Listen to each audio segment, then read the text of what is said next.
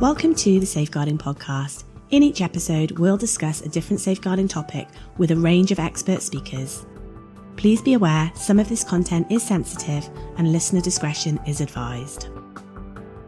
Hello everybody and welcome to episode 1 of the Safeguarding Podcast. I am very excited to be your host today. My name is Vicky Chafe and I am Head of Community Relations and Partnerships at the Safeguarding Company. And today I am joined by Sue Bailey. Sue, can you please introduce yourself? Yes, hello everybody, and I'm delighted to be here with Vicky. So my name is Sue Bailey and I am one of the strategic leads at the Arthur Terry Learning Partnership, which is a multi-academy trust based in Birmingham, Staffordshire, Warwickshire and Coventry. So we've now got 20 schools, probably 10,500 students, 1,500 members of staff, and across our schools now probably 100 DSLs. So in terms of safeguarding, it's my day-to-day bread and butter, along with two other members of my strategic team. Wonderful. So we are going to ask Sue some questions around her role and her trust. And the first one is, would you be able to tell us a bit more about your role at Arthur Terry? Okay, well, I've told you a little bit about our trust. So I think understanding the trust will help you understand what I do. So we've got a very strong vision for our trust. We call it our One Trust. So we all work together, a common platform, a common way of working. But our leading statement is that we always put children first. So children are at the heart of everything that we do. So because of that, really, over the last 5 years, we've seen a big investment in our safeguarding team. So we've got a safeguarding team now of 3 strategic leads, which is a really hard word to say. And recently we've appointed a vulnerable children's lead. So the 4 of us work very closely together to manage safeguarding across those 4 schools. So we work hard to work as one trust. So we've got an equity of offering every one of our schools to have common practices in place. And we work with staff at all levels. So we train our DSLs, so we do our own in-house DSL training. We do our training for all of our staff, our annual training, our prevent training. Recently, we've looked at supporting and training our new safeguarding advocates. We work very closely with our trust board and our trustees. We do their training. We produce reports for them based on the data that we take from My Concern. We do audits and reviews in all of our schools in such a way that involves a lead DSL from another school, so it's very much a learning experience. And then we offer advice and guidance wherever is necessary. So that's a team really of 3 strategic leads and a vulnerable children's lead that work across our trust. Safeguarding across our trust now is divided into geographical hubs based on context. So each of our strategic leads now will manage one of those hubs. And in that hub, we've also got a lead DSL who works strategically and operationally to support safeguarding. So it's quite a big operation. But our safeguarding culture is really strong. We talk about being a safeguarding first partnership and always putting the child at the forefront of our decisions. So rather than the budget or the staff member, we always think of it from the children first. That's fantastic. And talking about your safeguarding culture, like we know how important it is to have a really robust safeguarding culture within your organisations or your individual schools. And that must be a real challenge for you when you've got such a spread of schools, both like geographically and just the sheer enormity of your staff. How do you manage to make sure that safeguarding culture is consistent across all of your schools? Okay, so we always say you can feel the culture in our schools, and we hope that you can. And we've just had 4 recent Ofsted inspections in the last, certainly since just after Christmas, and Ofsted have agreed with that you can physically almost feel that culture. we do have a common set of policies and practices, but we talk a lot about going into school, and the things that happen automatically, the culture that says this is a school that puts safeguarding first. So you're checked for your ID, you have to wear the right lanyard. There are posters all around our schools talking about what to do if you've got a concern for a child, what to do if you've got a concern about a member of staff. And they're in all of the usual places in reception, but also on the back of toilet doors and by the hand dryer and by the coffee machine or the water machine. So we've constantly got that reminder that we put safeguarding first. We're really strong on staff training. We monitor that very carefully, and we make sure that our training is specific to the context that we're working in. So I've talked about the variety in geographic location. We've got schools in quite tiny Warwickshire villages to schools that are almost underneath Spaghetti Junction in the centre of Birmingham. So making sure that wherever you go, you feel that culture is really, really important. A lot of it, of course, is through modelling how we talk to children, how we talk to each other. And it's based on those really sound relationships in our schools between staff, senior leadership. Everybody who works in our school fully understands that safeguarding is everybody's business and we all do it. And hopefully we equip all of our staff to do that.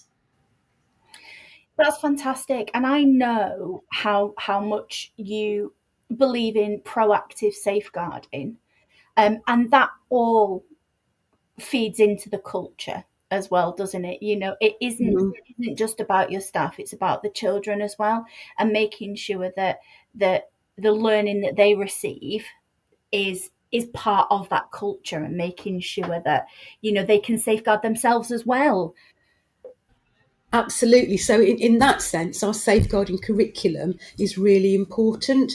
And we have a group that meets to look at that in each of our geographical hubs, because we know that in some of our schools, neglect and the impact of poverty and deprivation is really high on their agenda. We've got some schools that at the moment are struggling with really serious violent crime linked to county lines, whereas other schools, we've got domestic abuse, domestic violence being top of their agenda. And running across all of our schools at the moment, we've got mental health issues, many of those linked to the safeguarding topics I've just described. So making sure that staff in those schools are really equipped to look at and know what to look for is part of building that culture. So to do that, people have often said to me, well, how do you differentiate? How do you decide what happens where? We analyse our data really carefully. So we look at what our categories of concern that we've recorded, but we also look at and work with our local police and other partnerships, other agencies to make sure we're getting it right. It's so important that working with other agencies is just massive, isn't it? Because we're only one piece of that child's life. And that means that we do need to be talking, and not just to the multi agencies like police and social care and things like that, but also to the communities that they're in, some of the clubs, maybe some of the sports, maybe the local churches. Having all of those really tight links is what's important, and it just embeds that culture out of your schools at that point, doesn't it? Yeah, I think we always say that if a potential abuser was to walk into one of our schools, they would very quickly turn around and walk out, because they know straight away that they will be checked and monitored and watched, and that safeguarding is our first priority. That's fantastic. And what an accolation to have, to say that. It's just wonderful. So moving on now from the safeguarding culture, what role has leadership played? Like you talk about you and your strategic team. So how have you used that leadership then to embed everything that you've just been talking about? Okay, so I think it starts at the very top. Our CEO is firmly models and agrees with and supports and delivers that culture across our trust. So, we look to him sometimes, and he's there 100% behind us. He finds the money for our training venues, to release staff. The investment in additional safeguarding leads. My team, or the team I was in, was me. We're now 4. So, we've quadrupled the people working strategically with safeguarding, but we've also employed lead DSLs in our hub. So there's been a huge investment from the leadership from the very top to support safeguarding. We insist that there's always a representative from every school at our DSL development days, our DSL networks, and again, that's supported by our CEO, by our directors of education, and by our strategic leads, right all the way across the partnership. So again, it spells out that safeguarding first, children first, and we feel we've got to get that right all of the time. And it's like you said, it has to come from the top, and that includes governance and trustees as well, doesn't it? And you were saying before about how important it is to make sure that they're trained. I think that most schools would agree when they say that maybe their governance training isn't where they would like it to be. Uh-huh. And you said that that's obviously a priority because that it's leading from the front, isn't it? Yeah, absolutely. So we've just had a round of applications. We've altered our governance structure. So we've now got safeguarding advocates rather than safeguarding governors for all of our schools, and members of our local community applied for those positions. So we've got some really talented and skilled and experienced people, a number of ex-police officers, people who work in school improvement, people who've been teachers and DSLs. So that body of people are really well equipped to challenge us, as well as their lead DSLs in their school, challenge and support. But that they certainly do that, and that makes for a much stronger system. When you are held to account and you have to explain your actions or explain why you're doing something, it makes it it can be a bit tricky on occasions, when you're questioned in detail about your data analysis, but actually it holds you to account and it makes sure you do what you should be doing. Absolutely. And it's something, as a safeguarding governor myself, it's something that I've always felt is really important, that anybody who takes on that role does have an understanding of safeguarding in Mhm. some respect, so that the people that are leading on safeguarding are held to account, Yeah. and just making sure that that strategic direction is the right direction, and that every action has been thoroughly thought out and reasoned behind it. So I fully agree with that. And I think that when you're talking from such a big trust as well, you really need to make sure that those governance in each of those schools are still following the same values that you Mhm. hold to account to. So making sure that the person that's in post isn't just somebody that was picked out of a hat. Yeah, They've absolutely. it's showing that even in governance and trustees, that position is actually really important and a priority, and we want to make sure that we get the right person for that role. And what's also been interesting, I explained at the start that we've got 3 strategic leads and a lead for vulnerable children. So we have our safeguarding advocates, but we also have our advocates for vulnerable children. So bringing that group together, and also what's been interesting, last week our vulnerable children's lead trained our DSLs into what does a vulnerable child look like, what should we be doing in school, what are the additional safeguarding risks, how can we mitigate against this? And so we're almost now, for me, joining up the dots.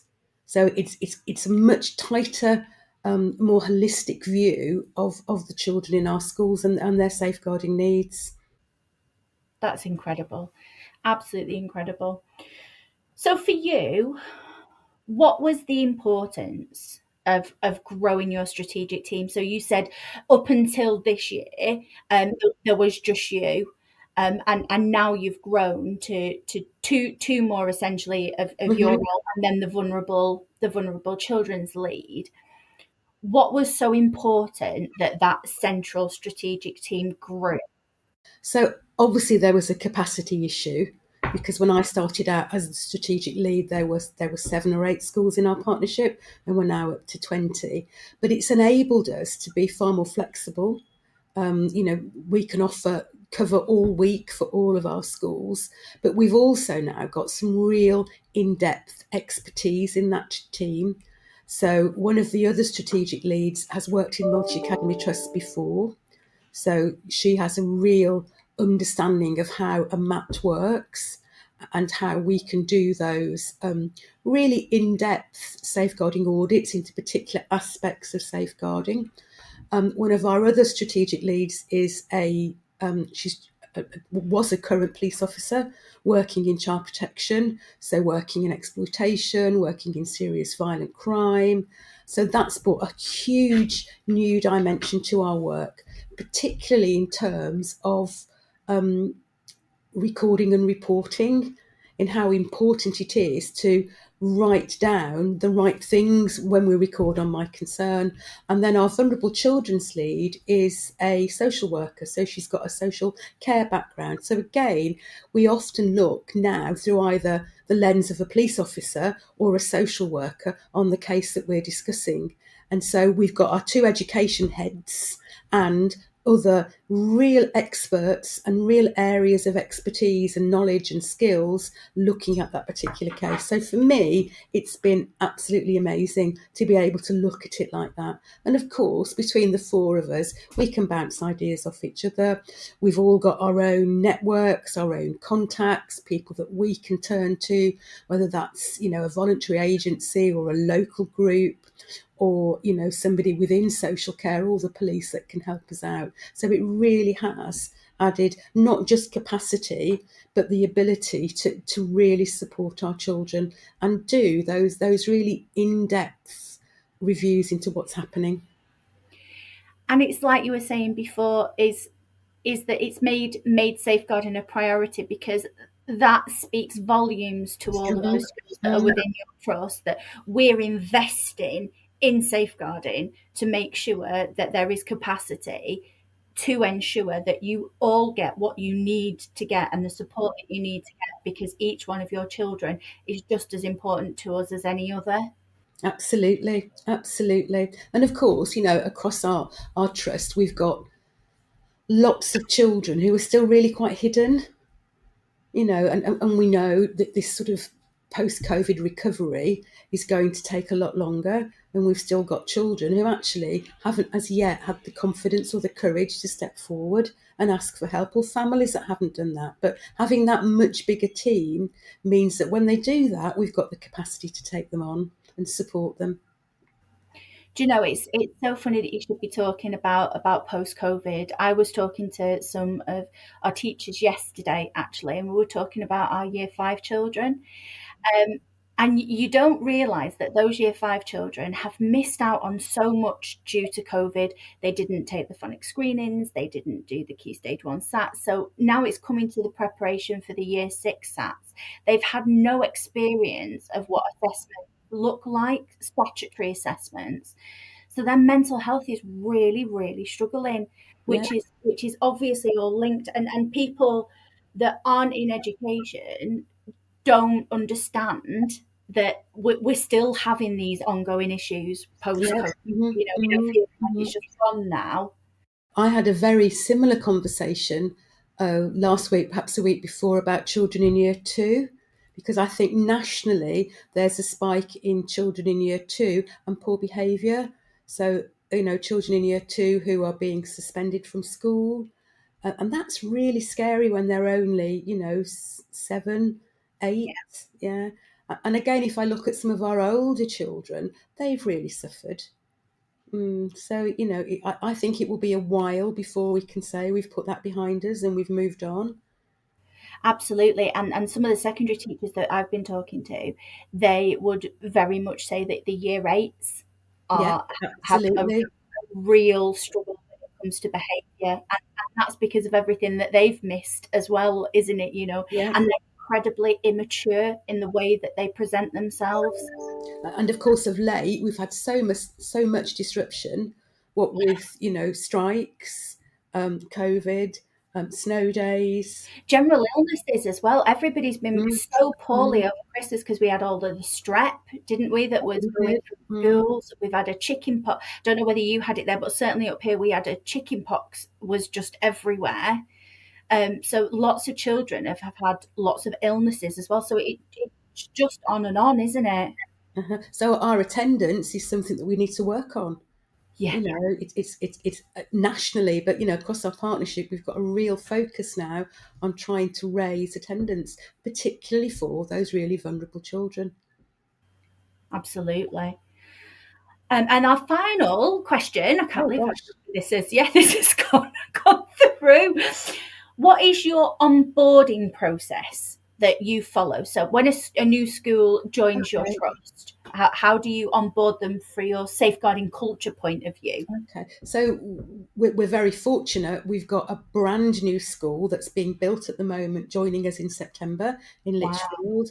What's really good there is that one of our existing deputy heads has got the headship there.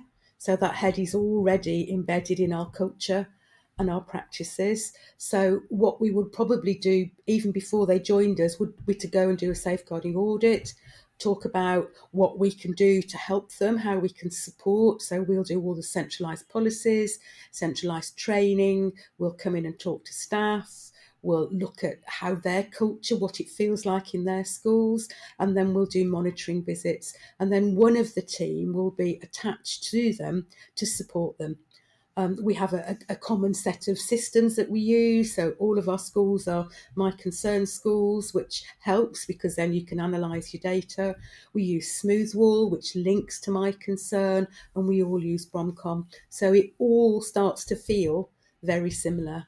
Then we'll invite them to our centralised standardised training, so our DSL development days, our DSL network days, and we'll also do specific events or training for schools as and when required. So it's very much, you know, we're here to help. Let's get it right from the start.